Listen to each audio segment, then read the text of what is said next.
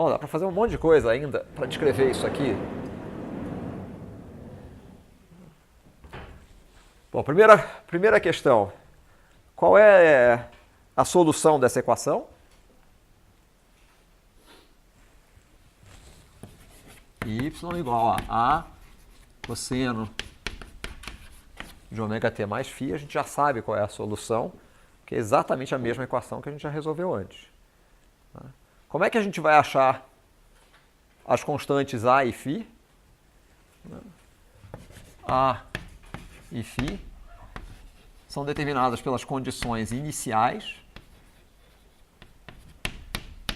que correspondem a x2 de 0 menos x1 de 0 menos L, né? Ou seja, y em t igual a 0, e y ponto em t igual a 0, ou seja, x2 ponto em t igual a 0 menos x1 ponto em t igual a 0. Certo? Bom, o que mais que a gente pode dizer em relação a isso? A gente pode fazer essa separação completa entre o movimento do centro de massa e o movimento dessa partícula equivalente relativa? Sim, podemos. Como é que a gente faz isso? Como é que a gente acha, por exemplo, a energia cinética desse sistema? Como é que a gente acha a energia cinética desse sistema? Vocês se lembram de ter visto no primeiro semestre que a energia cinética pode ser dada pela soma das energias cinéticas correspondentes, então nesse caso M1 V1 linha ao quadrado mais M2 V2 linha ao quadrado mais 1 meio de M VCM ao quadrado, onde V1 linha é igual a V1 menos VCM, V2 linha é igual a V2 menos VCM, ou seja, são as velocidades relativas ao centro de massa. Vocês lembram disso? A gente pode decompor a energia cinética na energia cinética associada ao movimento do centro de massa mais a energia cinética associada ao movimento relativo ao centro de massa. É difícil demonstrar isso? Não, né? Bom, se a gente escreve dessa maneira, o que a gente consegue dizer para este termo aqui? Bom, a primeira coisa que a gente tem que dizer para relativo a esse termo é o seguinte. A gente pode dizer que... Quanto é que vale isso aqui? M1 V1 linha mais M2 V2 linha. Quanto é que vale isso aqui, hein? Deixa eu dar uma dica para vocês. Quando eu pergunto uma coisa dessas para vocês assim, é porque a resposta ou é zero ou é infinito.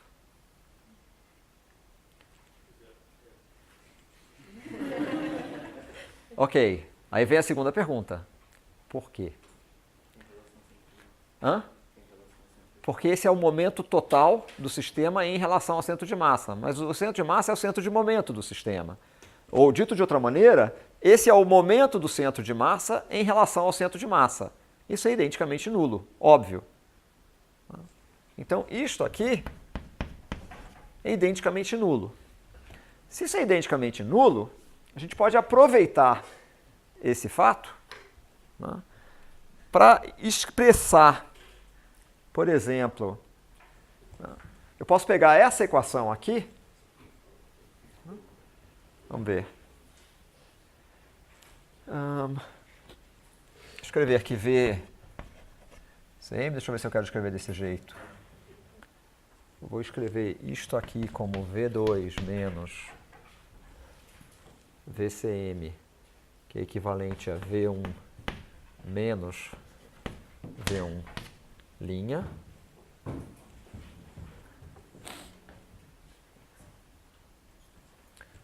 Ou seja,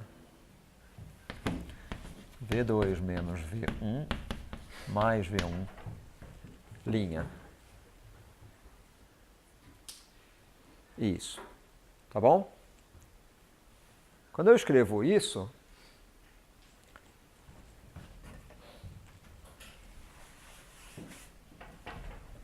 este termo aqui corresponde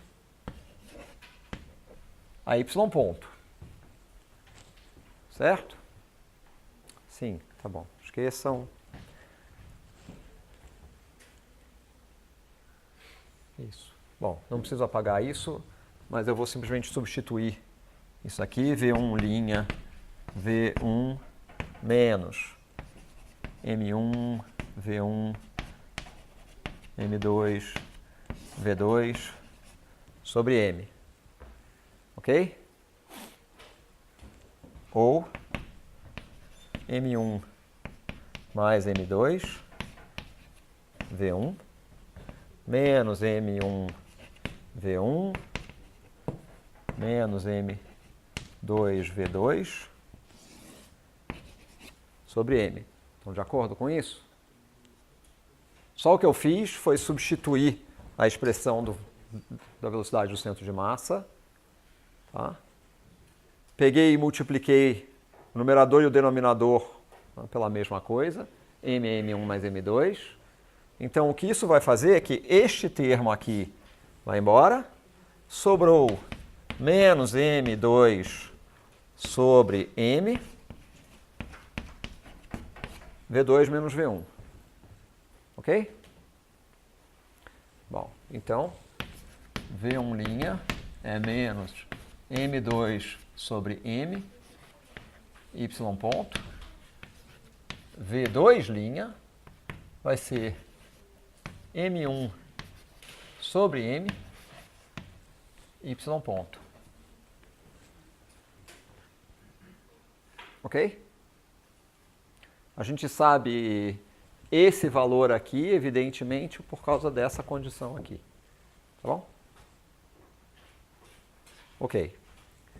Bom, então, se a gente agora usar esse fato, né,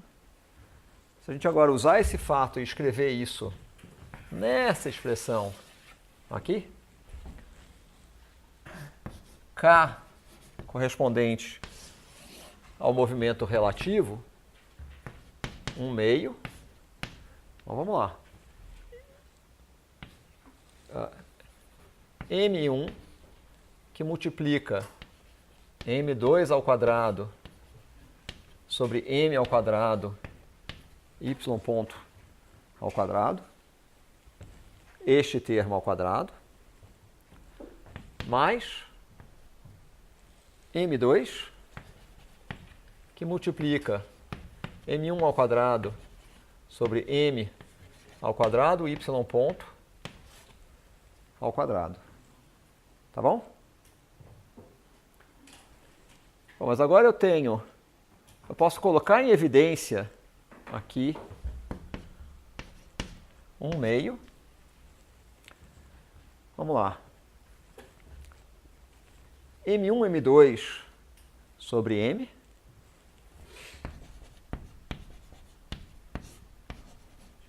Vezes M2 sobre M, y ponto ao quadrado, mais M1 sobre M, y ponto ao quadrado.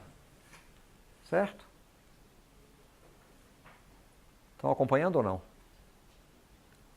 Ora, M1 mais M2 sobre M dá 1, né?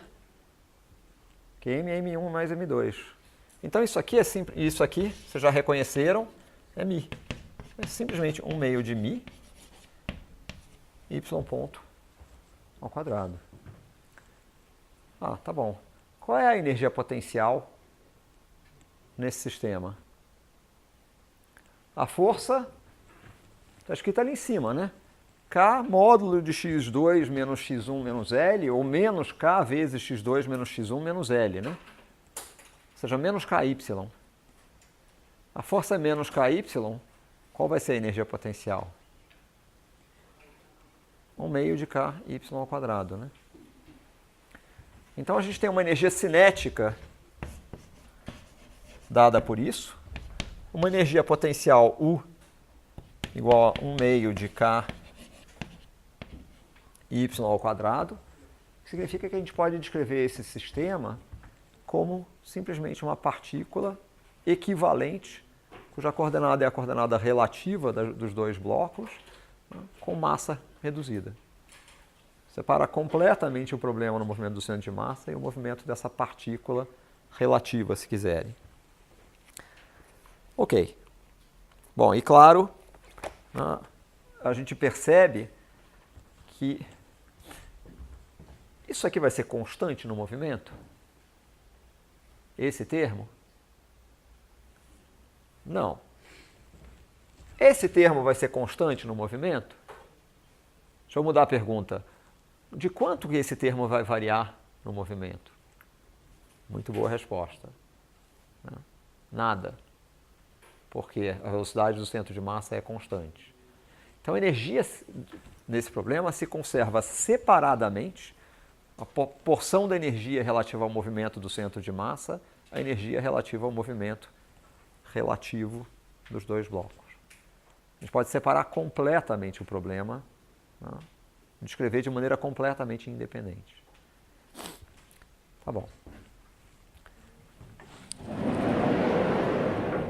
Então vamos ao segundo aspecto de interesse aqui.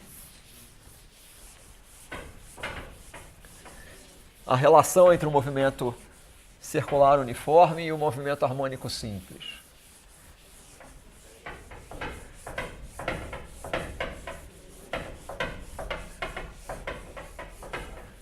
Tem várias maneiras de fazer isso, de estabelecer essa correspondência ou de tratar essa correspondência. Uma das maneiras é simplesmente partir. Então, uma das maneiras da gente fazer isso é simplesmente partir da solução que a gente encontrou para o movimento, que é essa aqui, x de t igual a cosseno de ômega t mais φ. A gente pode imaginar traçar num plano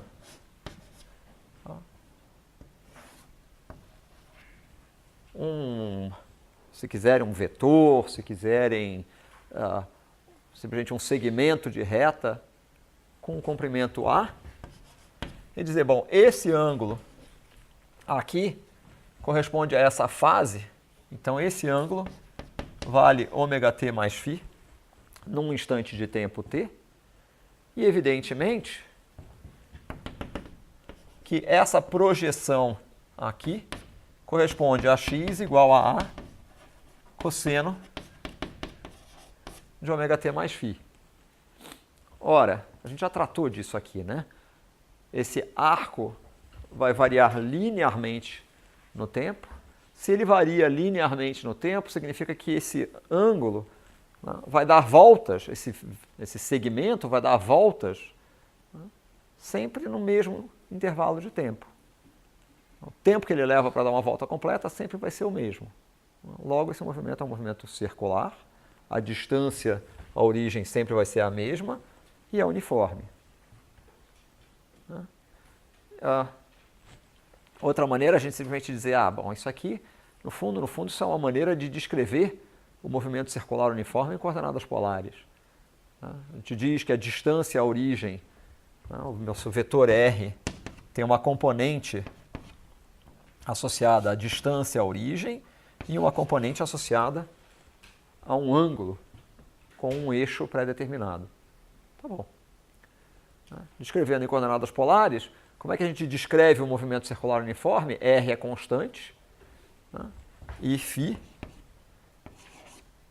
é tal que dφ dt igual a ômega igual a constante, né? É assim que a gente descreve o movimento circular uniforme? Tá bom. Essa é a projeção ao longo do eixo x. E a projeção ao longo do eixo y? Está aqui, né? A seno de ômega t mais φ, né? Certo? Bom, então o MHS corresponde a uma projeção do movimento circular uniforme ao longo do eixo x, assim como corresponde a uma projeção do movimento circular uniforme ao longo do eixo y. Vamos fazer a pergunta inversa. A gente obteve isso aqui como solução da equação diferencial referente ao MHS. Vamos fazer o inverso? Quanto vale x dois pontos? Bom, óbvio, né? Deriva isso aqui duas vezes em relação ao tempo, dá menos ômega ao quadrado vezes isso mesmo. Então, isso aqui é menos ômega ao quadrado x, ou seja, x dois pontos mais ômega ao quadrado x é igual a zero. Sei. E se eu fizer a mesma pergunta para y? Mesma forma, y dois pontos mais ômega ao quadrado y é igual a zero. Ah, tá bom. Se eu pegar a primeira equação, multiplicar por uma constante, somar com a segunda equação multiplicada por uma constante, qual vai ser o resultado? Ótima resposta. Se eu somar essas duas equações, o lado direito é zero. Então o resultado sempre vai dar zero. Dito de outra forma, eu posso pegar dessas duas equações e escrever isso aqui. X dois pontos mais y dois pontos mais ômega ao quadrado x mais y igual a zero. Certo? Bom, como eu disse, se eu quiser multiplicar qualquer uma delas por uma constante, o resultado continua valendo. Agora eu vou dar asas à minha imaginação e eu vou multiplicar por uma constante específica. Eu vou vir aqui e eu vou multiplicar por essa constante. Mudou tudo, né? Mudou? O que eu escrevi aqui? Se eu tratar de uma variável z igual a x mais y, eu estou dizendo que z dois pontos mais ômega ao quadrado z é igual a zero. Olha que interessante. Essa equação é uma única equação para a variável complexa z, mas ela contém duas equações independentes para as variáveis x e y. Como é que a gente estabelece a igualdade entre dois números complexos? As partes reais têm que ser iguais, as partes imaginárias têm que ser iguais. O que significa que uma equação para uma variável complexa z corresponde a duas equações para variáveis reais. Bom, tá bom. Qual é a pergunta relevante? E daí? O que a gente faz com isso? Dá para fazer alguma coisa com isso? Bom, a resposta é sim, dá, mas a gente vai ter que fazer um pequeno parênteses aqui.